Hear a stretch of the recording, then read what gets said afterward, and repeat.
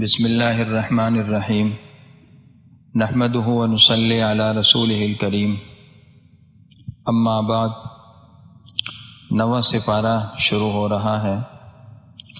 5 قوموں کا اور ان کے انجام کا قرآن نے ذکر کیا۔ اس کے بعد اس سپارے کے شروع میں ایک ضابطہ بیان کیا کہ جب انبیاء علیہم السلام کی بات کو ان کی قوموں نے تسلیم نہیں کیا تو پہلے اللہ کی طرف سے فقر و فاقہ، بیماری یا کوئی مصیبت آئی، اور یہ مصیبتیں، یہ پریشانی اس لیے آئیں لعلہم یضرعون، وہ گڑ گڑائیں اللہ کی طرف متوجہ ہوں، لیکن وہ باز نہیں آئے تو اللہ نے ان پر دنیا کی وسعت کی، انہیں صحت دی، انعامات دیے، مال دیے تاکہ وہ شکر گزار بنے، لیکن وہ پھر بھی باز نہیں آئے اور کہنے لگے یہ تو دنیا کا حال اسی طرح ہے، یہ تو زمانہ کا تغیر ہے کہ کبھی تنگی ہوتی ہے کبھی آسانی، اور انہوں نے اس کو ایک روٹین کی چیز سمجھا، متوجہ نہیں ہوئے تو اچانک اللہ کا عذاب آ گیا۔ اس کے بعد قرآن نے برکت کے حصول کا ایک نسخہ بیان کیا، فرمایا وَلَوْ أَنَّ أَهْلَ الْقُرَىٰ آمَنُوا وَاتَّقَوْا لَفَتَحْنَا عَلَيْهِمْ بَرَكَاتٍ مِّنَ السَّمَاءِ وَالْأَرْضِ۔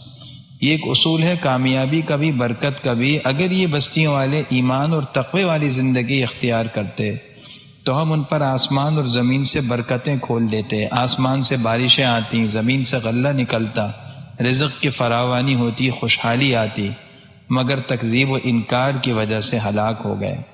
یہ اللہ کے اصول ہے۔ آج بھی اگر ہم برکت چاہتے ہیں تو تقوی والی زندگی اختیار کرنی ہوگی۔ یاد رکھیے، یہ برکت کثرت کا، بڑھوتری کا نام نہیں ہے۔ برکت کا مطلب یہ ہے کہ تھوڑے میں بھی آدمی کی ضروریات پوری ہو جائیں، اسے سکون اور دلی خوشی والی زندگی حاصل ہو۔ یہ اللہ کی طرف سے ملتی ہے جب بندہ تقوی والی زندگی اختیار کرتا ہے۔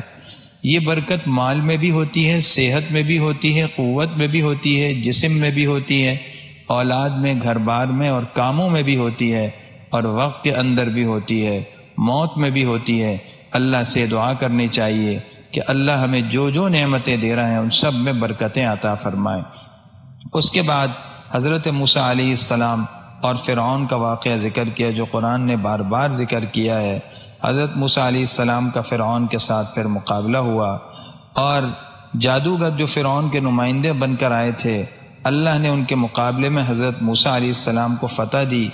جادوگر جو اپنے فن میں بڑے ماہر تھے، جب انہیں شکست ہوئی تو وہ سمجھ گئے کہ یہ سحر نہیں ہے موسیٰ علیہ السلام کے پاس، یہ سحر سے اونچی چیز ہے، اور واقعی یہ کوئی خدائی نبی ہیں اور ان کے پاس خدائی چیز ہے۔ کلمہ پڑھ کر مسلمان ہو گئے۔ اس میں پیغام ہے اس بات کی طرف کہ نبی کی معجزے کی مادیت پر فتح ہوئی۔ ہمیشہ ایسا ہوا، جب بھی روحانیت کا مادیت سے مقابلہ ہوا تو روحانیت غالب آئی۔ موسیٰ علیہ السلام کو اللہ نے 2 بڑے معجزے دیے، ایک ید بیضا، ہاتھ بغل کے نیچے رکھتے پھر نکالتے تو ایسا چمکتا جیسے سورج، دوسرا عصا، لاٹھی کو پتھر پر مارتے پانی کے چشمے بہہ پڑتے، سمندر پر مارتے تو پانی میں راستے بن جاتے۔ بہرحال جب فرعونیوں نے باوجود ہر طرح کی نشانیوں کے حضرت موسیٰ علیہ السلام کی دعوت کو تسلیم نہیں کیا، قرآن کہتا ہے ان پر 5 عذاب آئے، طوفان کا عذاب، ٹڈی دل کا عذاب، چیچڑیوں یعنی جوؤں کا عذاب، مینڈکوں کا عذاب اور خون کا عذاب۔ اس کے بعد قرآن حضرت موسیٰ علیہ السلام اور بنی اسرائیل کے واقعے کا ایک اور پہلو ذکر کر رہا ہے۔ جب فرعونی غرق ہو گئے تو بنی اسرائیل نے موسیٰ علیہ السلام سے درخواست کی کہ ہمیں کوئی ضابطۂ حیات اور دستور خداوندی چاہیے جس کو سامنے رکھ کر ہم زندگی گزاریں۔ حضرت موسیٰ علیہ السلام نے اللہ سے درخواست کی۔ اللہ نے فرمایا کوہ طور پر 30 دن قیام فرمائیں، وہاں عبادت کریں۔ 10 دن اور بڑھا دیے، ایک چلہ خلوت میں تنہائی میں گزارا اللہ کی طرف سے۔ اس کے بعد حضرت موسیٰ علیہ السلام پر وحی آئی۔ اللہ تعالیٰ نے حضرت موسیٰ علیہ السلام سے کوہ طور پر ہم کلامی کی۔ یہ واحد نبی ہیں جناب رسول اللہ صلی اللہ علیہ وسلم کے علاوہ جن کی براہ راست اللہ سے بات ہوتی تھی، اللہ سے وہ ہم کلامی فرماتے تھے۔ موسیٰ علیہ السلام نے اللہ کا کلام سنا، خیال آیا جس کا کلام اتنا خوبصورت، اتنا حسین، وہ ذات کتنی حسین ہوگی۔ عرض کیا رب ارنی انظر الیک، اللہ آپ کا دیدار کرنا چاہتا ہوں، اپنا جلوہ دکھا دیجئے۔ اللہ نے کہا لن ترانی، آپ ہمیں نہیں دیکھ سکتے، آپ پہاڑ کو دیکھیے، اگر یہ پہاڑ اپنی جگہ رہا تو سمجھیے آپ دیکھ سکتے ہیں۔ اللہ نے تجلی ڈالی، ایک ذرہ اللہ کی تجلی کا ظاہر ہوا، پہاڑ ریزہ ریزہ ہو گیا۔ حضرت موسیٰ علیہ السلام، قرآن کہہ رہا ہے، غشی کھا کر گرے، بے ہوش ہو گئے۔ جب ہوش آیا کہنے لگے اللہ پاک ہیں، میں نے جو فرمائش کی یہ صحیح نہیں تھی، میں توبہ کرتا ہوں۔ اللہ نے ان کو پیغمبری دی، تورات بطور کتاب عطا کی۔ حضرت موسیٰ علیہ السلام جب گئے تھے، حضرت ہارون علیہ السلام کو اپنے جانشین بنایا تھا کہ قوم کی اصلاح کرتے رہنا، سمجھاتے رہنا، مگر قوم شرک میں مبتلا ہو گئی، بچڑے کو معبود بنا لیا۔ قرآن کہتا ہے اللہ کی طرف سے ان لوگوں پر دنیا میں بھی غضب ہوگا جنہوں نے بچڑے کو خدا بنایا، دنیا میں بھی رسوائی ہوئی اور آخرت میں بھی اللہ کا غضب ہوگا۔ آگے جناب رسول اللہ صلی اللہ علیہ وسلم کے اوصاف کا ایک نقشہ قرآن بیان کر رہا ہے کہ یہ نبی رسول بھی ہیں اور امی بھی ہیں۔ رسول وہ پیغمبر جو شریعت لے کر آئے، اللہ کے نبی نئی شریعت لے کر آئے ہیں، آخری مستحکم شریعت لائے ہیں، اور نبی بھی ہیں، اور امی ہیں۔ امی کہتے ہیں جس نے کچھ پڑھا نہ ہو۔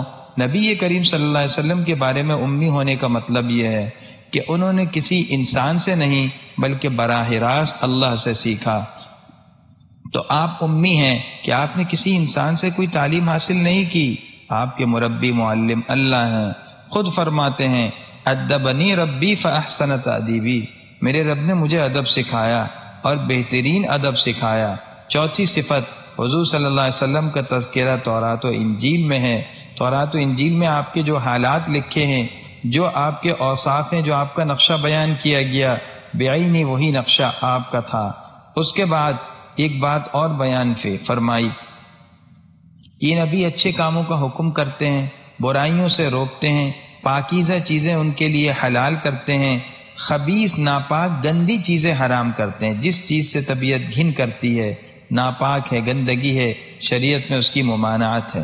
اور جو طوق اور سختیاں پرانی شریعتوں میں تھیں، یعنی سخت احکام تھے، مشکل احکام تھے، فرمایا یہ نبی نے ان سے طوق ہٹا دیے۔ ہماری شریعت میں آسانیاں ہیں۔ حدیث میں آتا ہے پرانی امتوں میں تیمم کی اجازت نہیں تھی، نماز ہر جگہ نہیں پڑھ سکتے تھے، صرف مسجد ہی میں پڑھ سکتے تھے۔ اگر کپڑے پر کوئی ناپاکی لگ جائے اسے کاٹنا ضروری تھا، دھونا کافی نہیں تھا۔ ہماری شریعت میں یہ ساری آسانیاں ہوئیں، اور یہ سختیاں جو پچھلی شریعتوں میں تھیں وہ ختم کر دی گئیں۔ اور اس کے بعد قرآن بتاتا ہے فلاح کب ہوگی؟ نبی پر ایمان بھی لائیں، نبی کے ساتھ تعاون کریں، ان کی مدد کریں، ان کو تقویت بخشیں اور ان کی پیروی کریں۔ یہ حضور صلی اللہ علیہ وسلم کے حقوق ہیں۔ حضور صلی اللہ علیہ وسلم کی اتباع، نصرت، ایمان کے بغیر ہمارا دین اور مکمل نہیں ہو سکتا، ہم دنیا اور آخرت میں کامیاب نہیں ہو سکتے۔ اس کے بعد اصحاب سبت کا واقعہ بیان کیا۔ اصحاب سبت وہ لوگ جنہوں نے ہفتے کے معاملے میں اللہ تعالی کے حکم کو پامال کیا۔ اللہ نے کہا تھا ہفتے کے دن شکار نہ کرنا، انہوں نے ہیلا کیا، پہلے سے جو ہے گڑھے بنا دیے اور وہ مچھلیاں گڑھوں کے اندر آ کر رہ جاتی تھیں، یا جال لگا لیتے تھے، مچھلیاں اس میں پھنس جاتی تھیں، اتوار کے دن نکالا کرتے تھے، کہتے تھے ہم نے ہفتے کو شکار نہیں کیا۔ یہ ہیلا تھا، اپنی خواہش پورے کرنے کے لیے اللہ کی طرف سے عذاب آیا، ان پر بھی عذاب آیا، اور وہ لوگ جو خاموش رہے وہ بھی اللہ کی پکڑ سے نہیں بچ سکے، اس لیے کہ انہوں نے دعوت تبلیغ کا فریضہ انجام نہیں دیا۔ اس سے پہلے ختم نبوت کا اعلان ہے، قل یا ایھا الناس انی رسول اللہ الیکم جمیعا، لوگوں کہہ دو، یہ ساری انسانیت کو خطاب ہے، میں تم سب کے لیے اللہ کا رسول بنا کر بھیجا گیا۔ حضور صلی اللہ علیہ وسلم پچھلی قوموں کی طرح، پچھلے نبیوں کی طرح کسی خاص قوم، قبیلے یا خطے یا ملک کے پیغمبر نہیں تھے، ہر قوم، تمام قوموں کے لیے، سارے عالم کے لیے، جن و انس کے لیے، حتیٰ کہ علماء نے فرمایا کہ آپ حور و غلمان جنت کی مخلوقات کے بھی نبی ہیں۔ جب قیامت تک تمام اقوام عالم کے لیے آپ نبی رسول ہیں تو پھر کسی نبی کے آنے کی قطعی گنجائش بھی نہیں۔ پتہ چلا کہ آپ آخری نبی ہیں۔ قرآن نے عہد الستو کا آگے ذکر کیا۔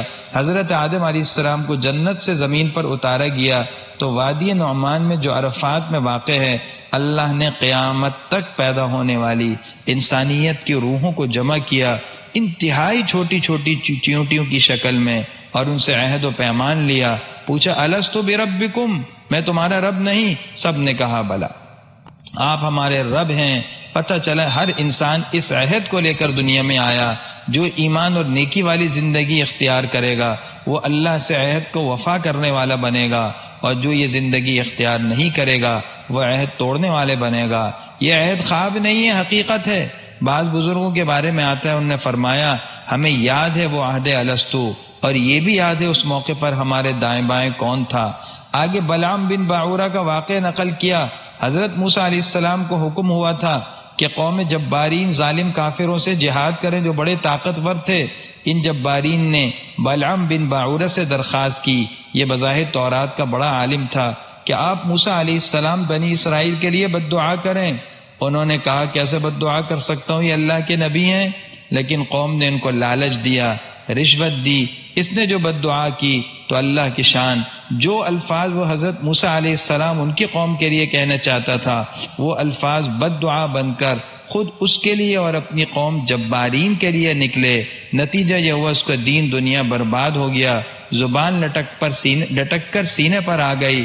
قرآن کہتا ہے یہ کتے کی طرح ہے، فَمَثَلُهُ كَمَثَلِ الْكَلْبِ، یہ تو کتے کی طرح ہے، اس لیے کہ یہ دنیا کو لے لیا اس نے علم سے فائدہ نہیں اٹھایا۔ پتہ چلا اصل علم وہ ہے جو انسان کے اندر اللہ کا خوف پیدا کرے اور جس کے نتیجے میں انسان کے اندر انسانیت آئے۔ آگے قرآن کہہ رہا ہے وَإِذَا قُرِئَ الْقُرْآنُ فَاسْتَمِعُوا لَهُ وَأَنصِتُوا لَعَلَّكُمْ تُرْحَمُونَ، قرآن پڑھا جائے غور سے سننا ہے، خاموش رہنا ہے، اللہ کی رحمت آئے گی۔ علماء نے فرمایا کہ نمازیں دو طرح کی ہوتی ہیں، ایک جہری نماز ہے فجر مغرب عشاء، دوسری سری ہے جس میں امام ہلکا پڑھتا ہے ظہر عصر۔ اللہ نے دو حکم دیے، پہلے حکم جہری نمازوں کا ہے، امام قرات کرے تو کان لگا کر مقتدی نے سننا ہے، خود نہیں پڑھنا، اور دوسرا حکم انصتو سری نمازوں کے لیے ظہر عصر میں مقتدی خاموش رہیں، سنیں گے بھی نہیں اور پڑھنے کی تو بالکل اجازت نہیں ہے۔ آگے کہا ذکر کس طرح کرنا ہے، تضرعا وخیفہ، عاجزی کے ساتھ گڑ گڑاتے ہوئے اور ڈرتے ہوئے، اور صبح شام اللہ کو یاد رکھو۔ فرشتے ہر وقت اللہ کا ذکر اور تسبیح کرتے ہیں۔ سورہ انفال شروع ہو رہی ہے، ابتدا میں مال غنیمت کا حکم بیان کیا گیا۔ غزوہ بدر کے موقع پر مال غنیمت کی تقسیم میں کچھ مسلمانوں میں اختلاف ہوا، اللہ نے بتا دیا فیصلے کا اختیار اللہ اور اس کے رسول کو ہے، اور آپس میں صلح و تقوی کا حکم دیا گیا۔ آگے مومنین کے اوصاف بیان کیے گئے، 5 صفت بیان کی۔ پہلی صفت، جب اللہ کا ذکر کیا جائے دلوں میں ڈر پیدا ہوتا ہے، قرآن پڑھا جائے اللہ کا ذکر ہو دل میں ایک اثر آتا ہے۔ دوسری بات، قرآن کی آیتیں پڑھی جاتی ہیں ایمان میں اضافہ ہوتا ہے۔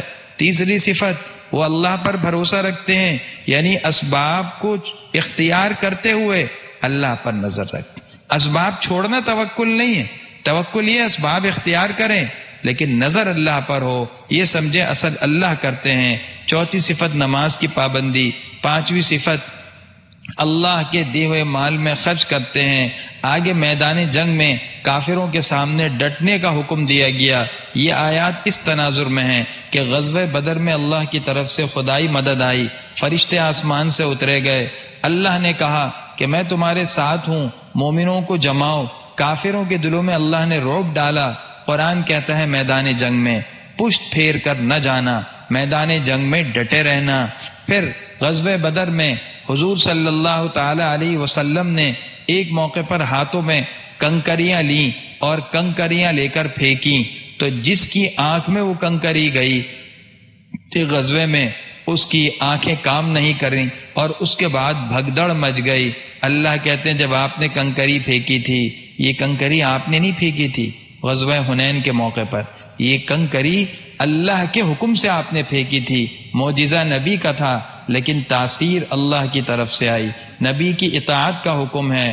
اور کہا دیکھو کبھی ایسا بھی ہوتا ہے بندہ ایک بات سوچتا ہے لیکن اللہ کی طرف سے وہ فیصلہ نہیں ہوتا، لہٰذا نیکی کا خیال آئے، وہ کر لینا چاہیے.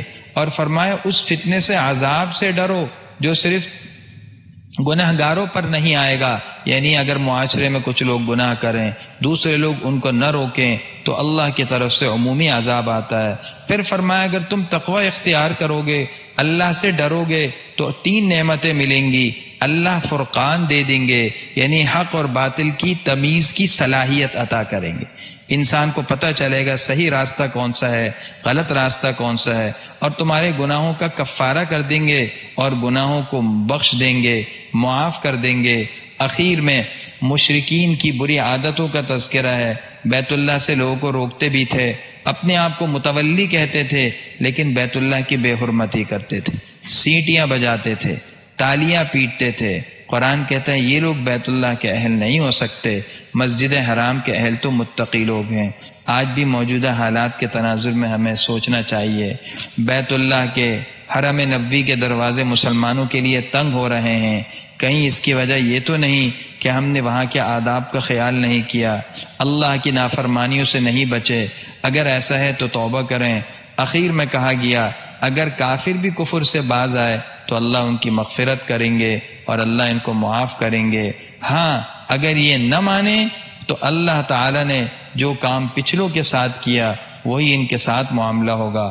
ان پر سخت سزا ہوگی، عذاب آئے گا. اللہ ہم سب کی حفاظت فرمائے اور ہم سب کو توفیق عمل عطا فرمائے. وآخر دعوانا ان الحمد للہ رب العالمین.